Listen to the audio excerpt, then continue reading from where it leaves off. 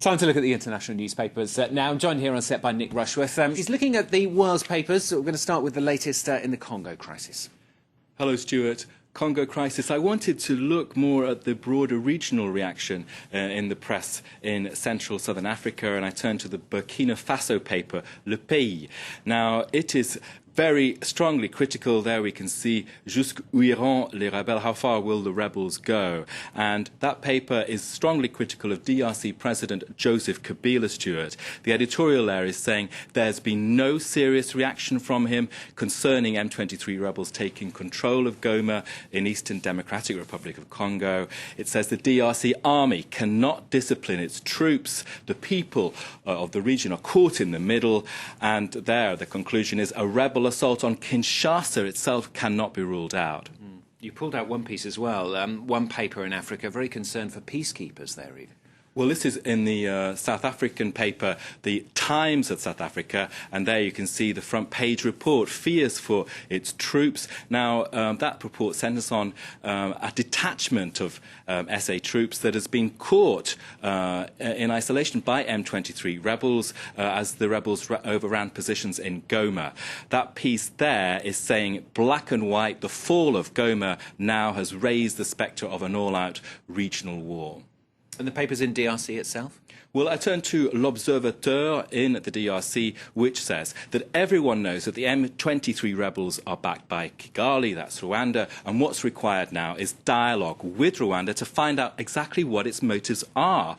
It says the DRC must reassert itself. Joseph Kabila has 4 more years in power. He should be given time.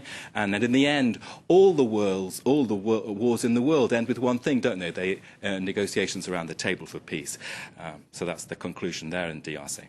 Now, you've also seen a comment piece. This is in one of the Rwandan papers called The New Times. Well, diametrically opposed. We've got something here, a comment piece by Oscar Kabatende, who's writing for the New Times of Rwanda, which describes itself as the leading paper of the country.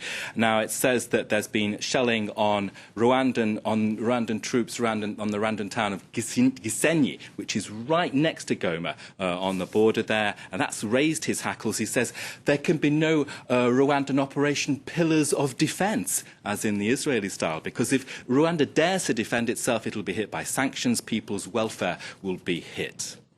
Now, to a different story, Israel-Gaza. Of course, we're hedging to a truce there, but the paper's saying we're not quite there yet, and the violence continuing as well. Well, I saw this cartoon in the International Herald Tribune, which sort of captures the situation at the moment and for several days now. An eye for an eye, for an eye, for an eye, for an eye. Not nice at all. Egypt, of course, is at the forefront of brokering a deal. The Egyptian paper Al Haram has this piece.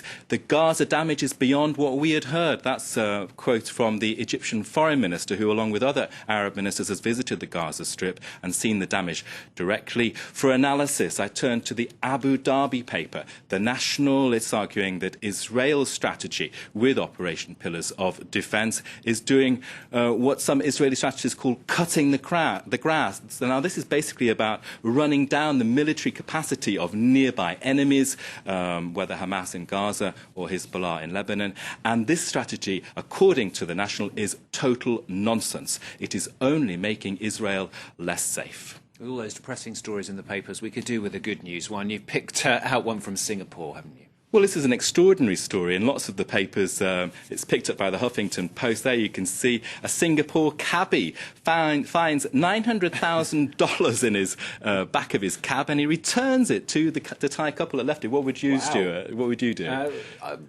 I'd keep it, Nick. No, of course I wouldn't. Bit of a moral dilemma, a bit of a moral maze there for you. But the bloke there, 70 years of age, a cabbie in Singapore, his name is Shah Tan, said that, well, he didn't want to have a windfall. What would he do with it? The Huff Post is saying that another cabbie for the same company found gold bars a few years ago in Singapore. What's going on in Singapore, Stuart? Just go and catch loads of cabs and see what you can find in the back seat. You never know. Shah Qatar, well done to him. Nick, thank you very much. Nick Rushworth with the International Papers on Force.